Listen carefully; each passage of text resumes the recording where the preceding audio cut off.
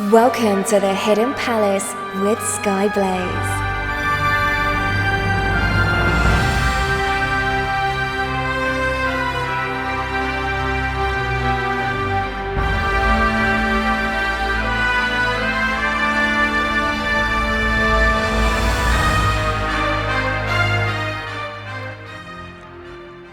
Good morning, afternoon, evening, or night, wherever you are in the world. I am Skyblaze, and this is the Hidden Palace here on Radio SEGA.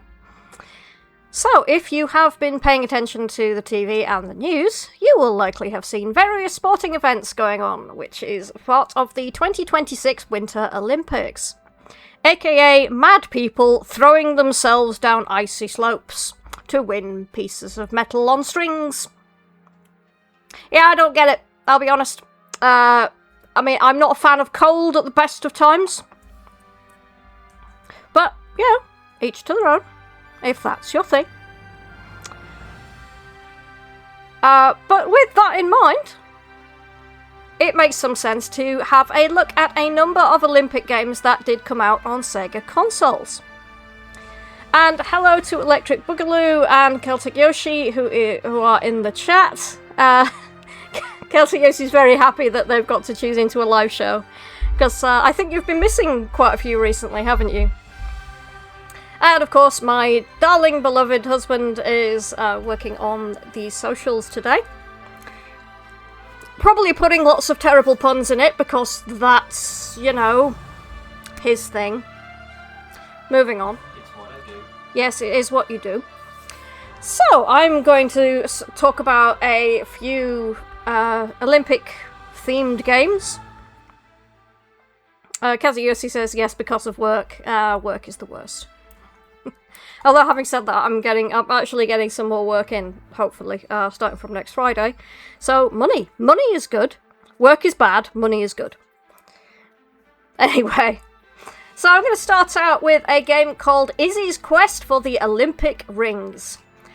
Izzy was the Olympic mascot for the Atlanta Summer Games, and while the majority of mascots before and after them were either animals or humans, Izzy was, a thing. Although, as I recall, the recent-ish London Olympics, the mascots for them kind of look like the Binomes from Reboot, which confused me. Anyway, moving on. Izzy's game was developed by Alexandria and published by US Gold. You'll hear that name turn up again later. It was released in late 1995. In the game, as you might gather from the title, Izzy is on the hunt to find the Olympic rings, which are hidden by the Ring Guardians. And we're back to Reboot again, for those who actually remember that show. And then bring them to Atlanta, where the 1996 Summer Olympic Games are being held.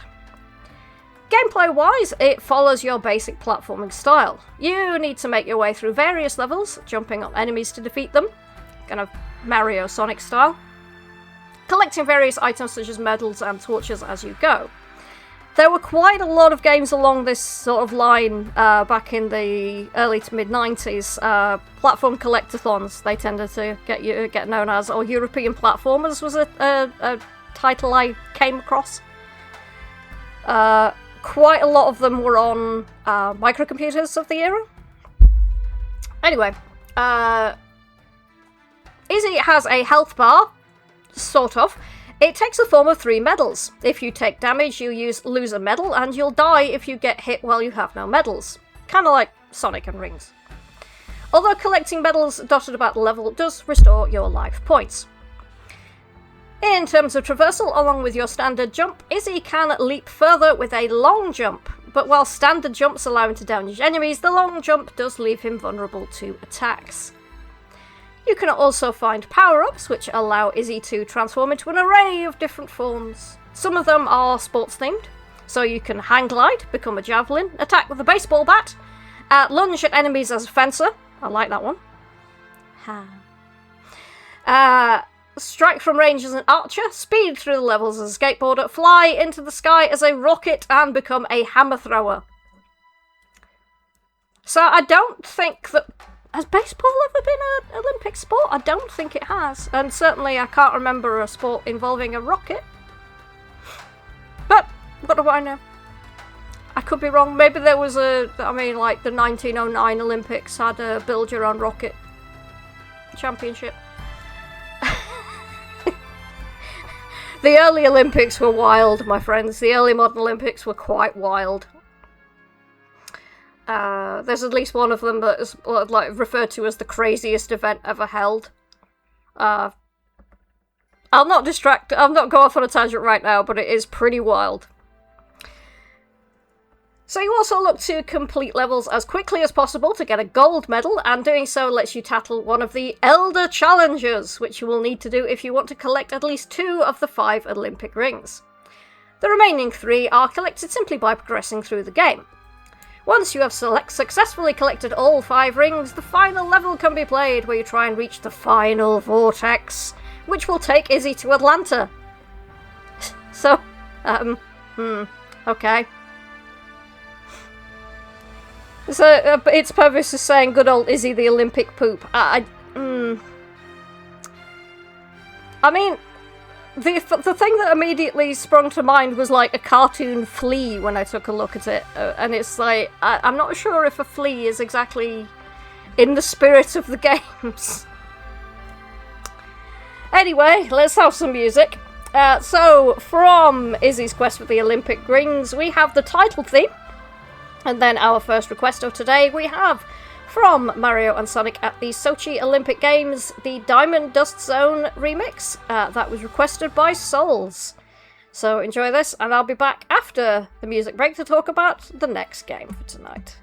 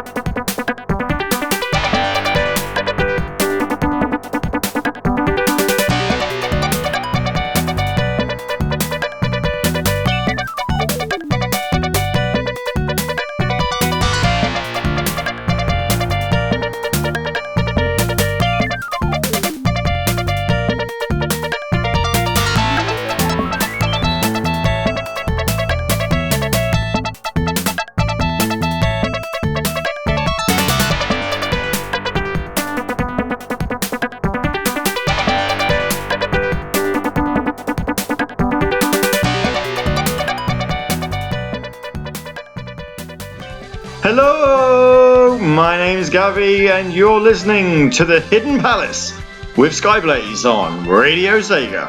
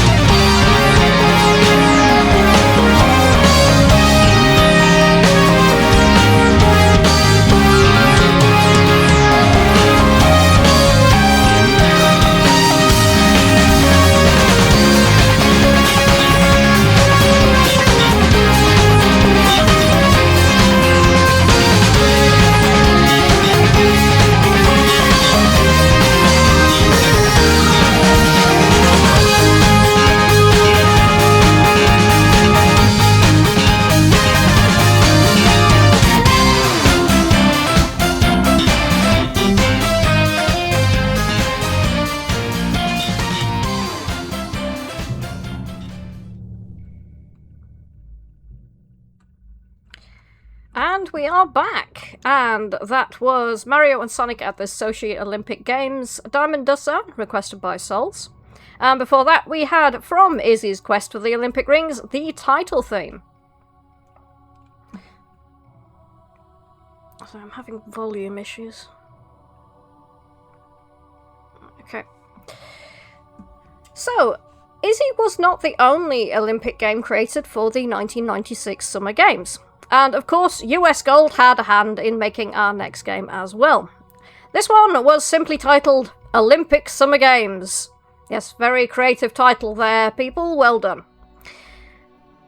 This game is actually a sequel to the 1994 Lillehammer Winter Olympics, which I covered in my Winterfest episode way back in 2023. It's hard to believe that was 3 years ago now. So, similar to the Winter Olympics, there are 10 events that you can compete in, and this includes sprinting, hurdles, pole vault, high jump, long jump, triple jump, javelin, discus, archery, and skeet shooting. While all of these events can be played one player, the majority of track and field events allow 2 players to compete against each other, using the head-to-head option.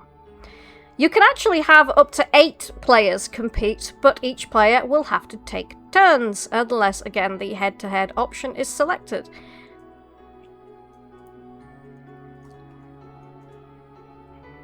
Pevis is saying, that's the title I would have expected to have been taken during the Atari era. You would have thought so. On the other hand, there are quite a lot of games that actually do share titles, or have extremely similar titles. You can, where was I? Oh yes, the list of competing countries has also expanded since the 1994 game, as doubled from 16 to 32. You can choose to compete in the full Olympics by selecting Play Game, or if you select Custom Game, you can choose which events you want to play instead. Lastly, we have the Practice event, which, as you can hopefully guess, allows you to practice any of the 10 events to try and improve your skills and your score.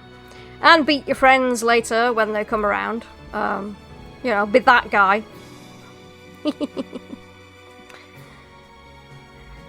As a bit of further knowledge, both of the games I've mentioned so far were also available on the SEGA channel until 1997, and I have covered the SEGA channel in a previous episode. If you want to go back and listen to my archive, you can find it there. I can't remember which episode that was, I'll actually have to look at the archive. It's nearly 10 years of episodes now, which is outright terrifying to me. How have I been doing this for 10 years? And no, I don't know what I'm going to do for the anniversary. I have not a clue. Right, where were we? Oh yes, so I'm... Viper helped me find some of the music that I'm using during this episode. And the Olympic Summer Games soundtrack is not good. So I found the least offensive and kind of relatively short track that I could. Because it's bad. We were a bit astonished that the next set of games I'm going to talk about was actually that had a less offensive soundtrack. Because, it wasn't brilliant, but at least it wasn't offensive on the ears like some of the tracks on the Olympic Summer Games soundtrack. It is, on the other hand, US Gold, so who are not famous for their high quality. Oh my god. Electric Boogaloo's just posted the cover. That just speaks of, not even half-arsed, quarter-arsed. Oh my god. Let's have some music. So, Olympic Summer Games, I'm only going to play one track from this to spare the pain. So we have the high jump from Olympic Summer Games, and then from Mario and Sonic at the London 2012 Olympics, we have Bingo Highway, so to wash the taste out of your ears. So please enjoy those, and I'll be back after this music break.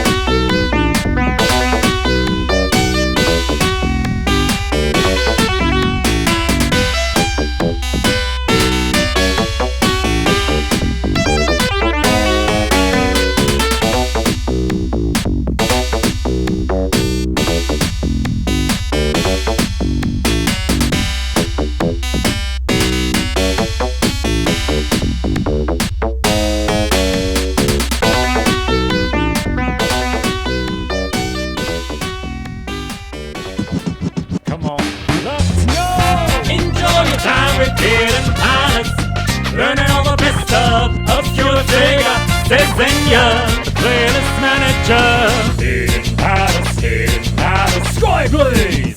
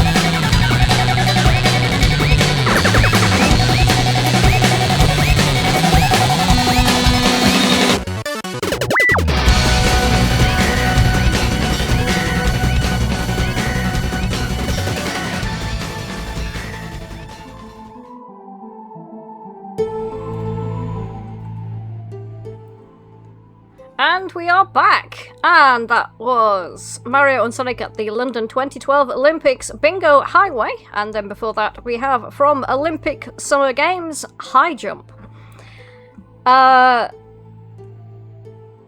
Purvis was saying about the Olympic Summer Games track. It's okay, this isn't too awful, but if it's the best they've got, that's not a good sign. And believe me, that was pretty much the best they had. The main theme hurt my ears. It was bad. His purpose earlier saying, look, getting to Atlanta fast can be tricky, and Celtic Yoshi's saying, why are you stalking me? I was just there this morning. And his purpose says, I was stalking someone else, you just happened to be in the road, you tree fondler. What is going on in the chat? Radio Sega chat, everyone. I got nothing. Anyway. So, next we have, and I'll just leave my talk bed, we have the last game that we're talking about for today, and it is Olympic Gold, which was the first officially licensed Olympic game released on Sega consoles, namely the Master System, Mega Drive, and Game Gear.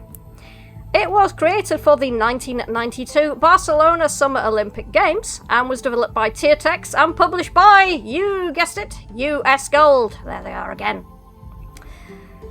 As a first entry into the Olympic Games series, we are limited to only 7 events: sprinting, hurdles, pole vault, hammer throw, archery, diving, and freestyle swimming. We're also only able to compete as 8 different countries, one of which is called the Unified Team, which is also the name that the former states of the Soviet Union, apart from the Baltic states, competed under at the 1992 Winter and Summer Olympics. Yeah, this was an entire thing in the early 90s because the Soviet Union had basically fallen apart by this point. So the countries that had previously been under their banner were like,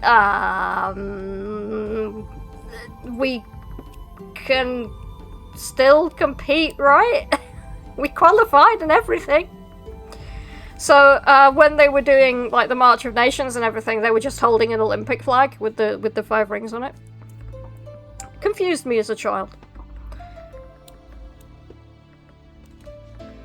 How old was I in 92?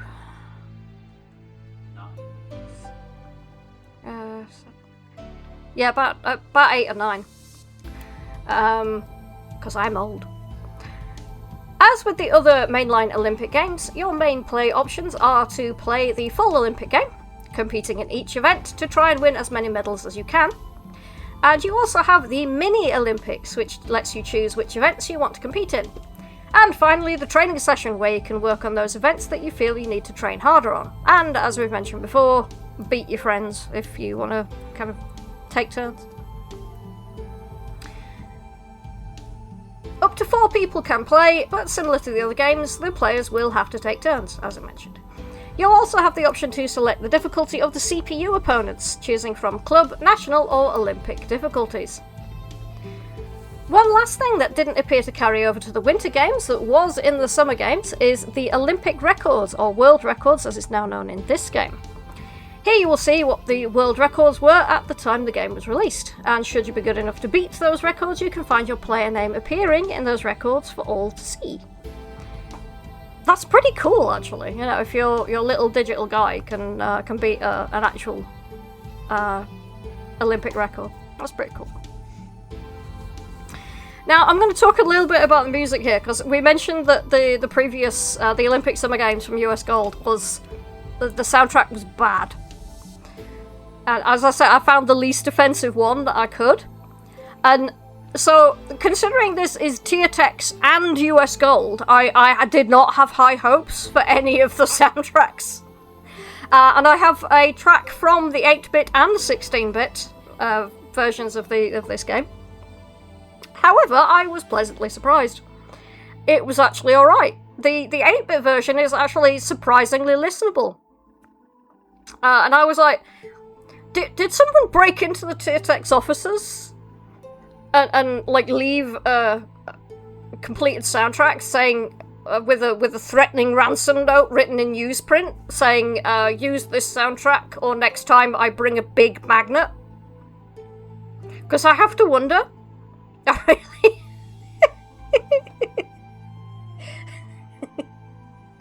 Just getting, I mean, a good soundtrack from a T.E.N game? What? That's not a thing. But yeah, so I'm going to have we're going to have three music tracks in the next musical break. So, from Olympic Gold 8-bit, we have Menus, and then from Olympic Gold 16-bit, we have Pole Vault, and then from Winter Olympics, we have the Biathlon Super Giant Slalom, requested by Electric Boogaloo. So, have a listen, and then I'll be back after this music break, where we enter the chiptune corner.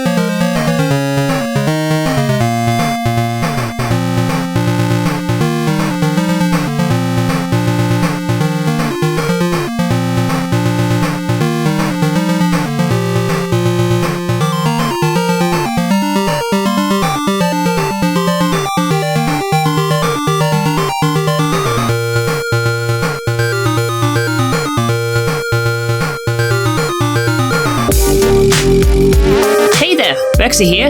While I'm not diving into the wonderful world of SEGA remixes, I like to look up and study lots of things about the world around us. That's why I'm glad to hear the Hidden Palace, hosted by Skyblaze, right here on Radio SEGA.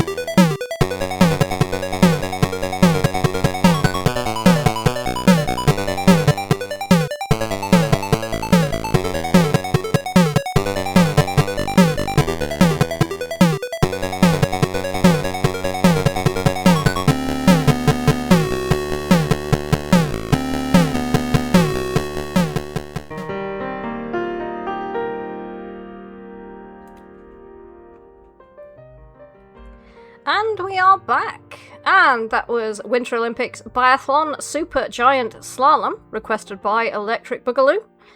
Electric Boogaloo is very reliable for requesting things, it's great.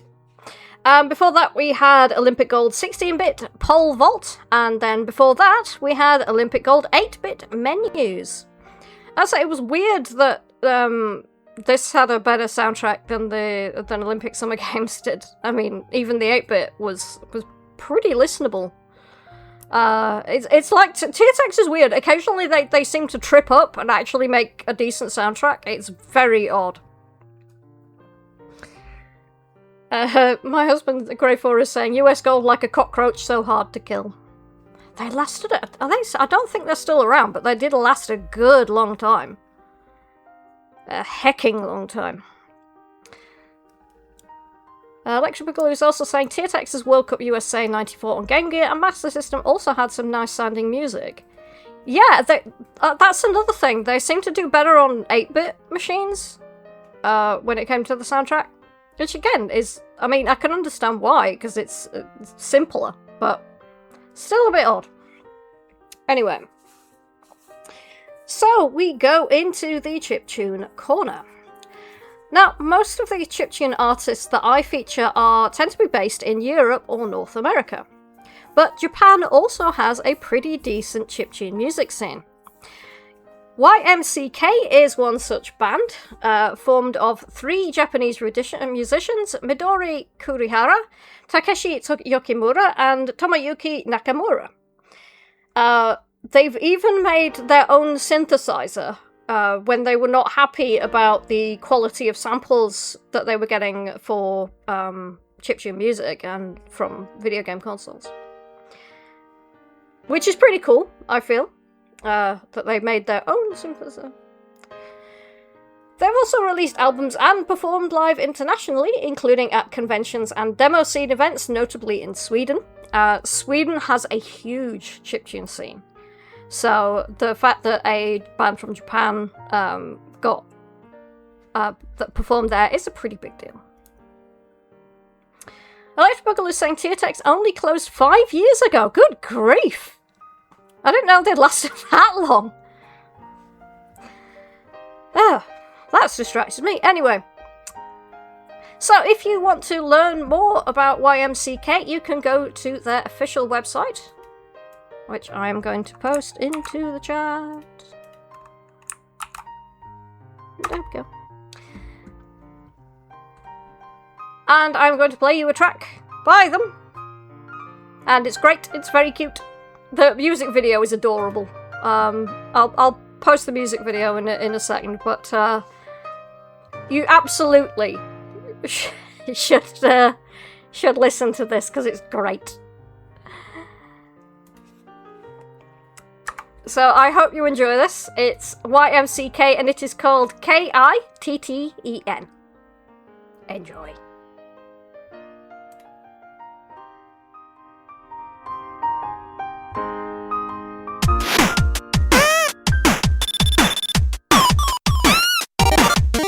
努力が全て報われるとは限らない。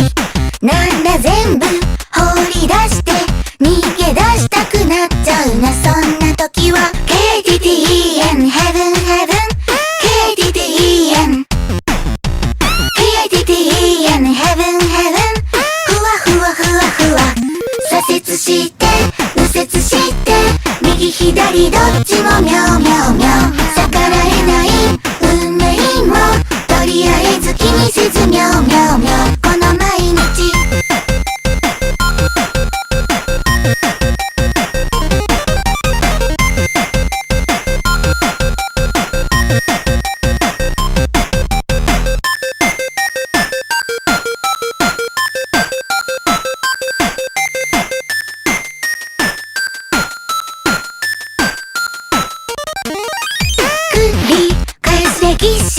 時代は何も語らないなんだ全部忘れ去って今を楽しまなくちゃなそんな時は K.I.T.T.E.N Heaven Heaven K.I.T.T.E.N K.I.T.T.E.N Heaven Heaven ふわふわふわふわ左折して右折して右左どっちもミャオミャオミャオ逆らえない運命もとりあえず気にせずミャオミャオミャオこの毎日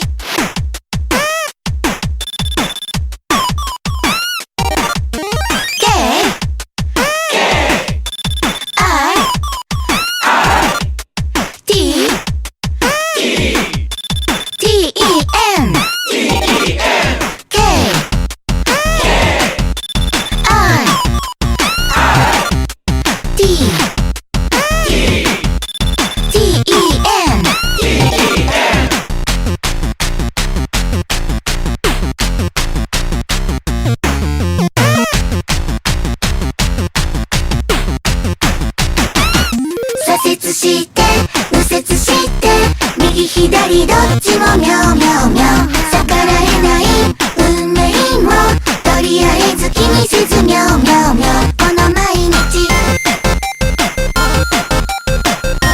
ミャオミャオミャオミャオミャオミャオミャオミャオミャオミャオこの毎日